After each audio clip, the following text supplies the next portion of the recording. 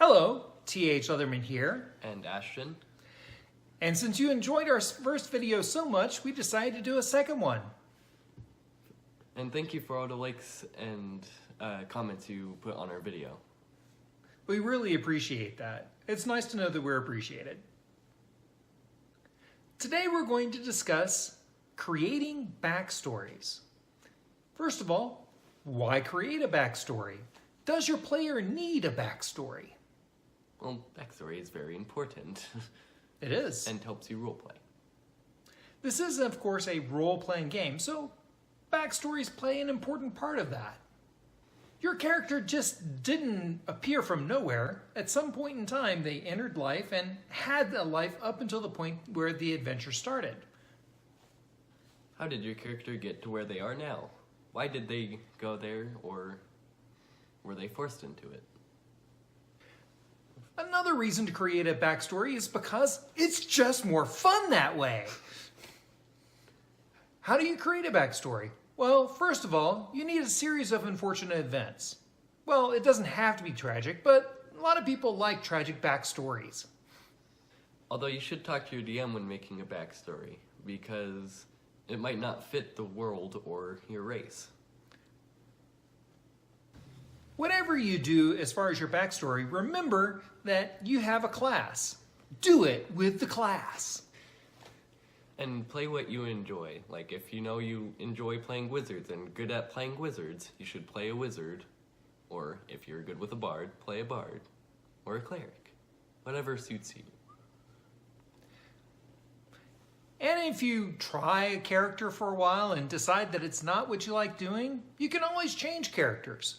Although, be nice to the DM and make sure that you're changing characters at the end of the campaign or maybe every 5 levels or so.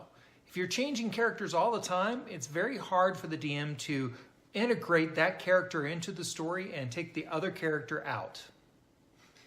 In the beginning, there was a character. Your character had to come from somewhere. What race were they born to? Like, were they elf, dwarf, or human? And speaking of being born, where in the world were they born? You may need the DM's help with this, because the DM will know what the map of the realms looks like for this particular adventure, and they can help you decide where a particular race lives for the most part, and what types of villages and cities they might have grown up in. And how was your character born into? Were they born into a noble family or a merchant family? Were they born as peasants or rich?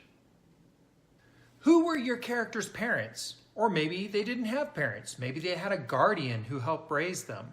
Or some sort of mentor that they looked up for in the village that they grew up in. What is the race's worldview? Like, a lot of people have their high elves be a bit racist towards others because high elves see themselves as the best. Unless this is a world where high elves are actually a part of the other races and help the other races. This brings us back to, where did your character start? Now, everyone starts at level 1, but what did your character do before they were level 1? Why be an adventurer? You could be like a tiefling, where you're trying to run away from society and go somewhere else. Or you're running towards something, like treasure and fame. But you have to have a reason as to why you went on the adventure. If there's something about your character that drives what they do, but you don't want the rest of the party to know about it, remember that there is public and non-public information about your character that integrates with the story. If you have some non-public information, make sure the DM knows about it so he can integrate it into the adventure itself. Another important aspect of your background is, what is your character's personality? Are they a leader, where they help the party and have them go towards a goal? Or are they a rogue? Do they like sneaking around and stealing everything?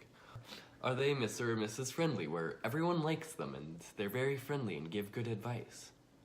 Or are they a charmer? Do they charm everyone they come across and everyone likes them too?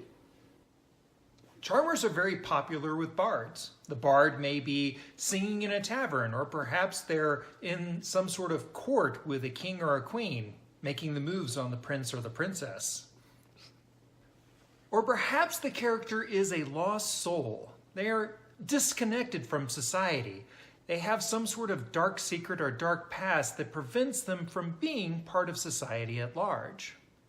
Perhaps they're the wanderer. They move from place to place, just having itchy feet and can't sit down in one place. Maybe they're the professor.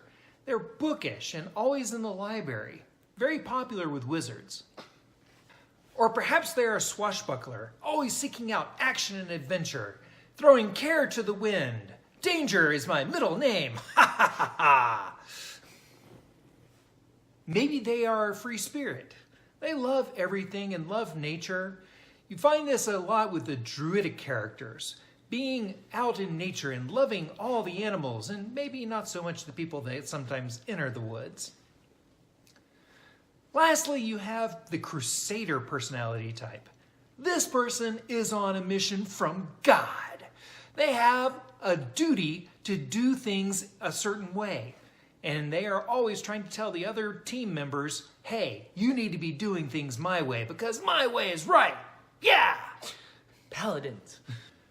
So in summary, In the beginning, where did you come from? What was your race? What's your race's worldview? how did I get here? What was I doing before level 1? Why be an adventurer? What is your goal? Are you running from something, or are you running to something? What is your character's personality? Are they swashbuckling that buckle? Or perhaps they're bookish and trying to learn as much information about the world as possible? I'm T.H. Leatherman, And I'm Ashton. and we hope you enjoyed this episode. Have a great day.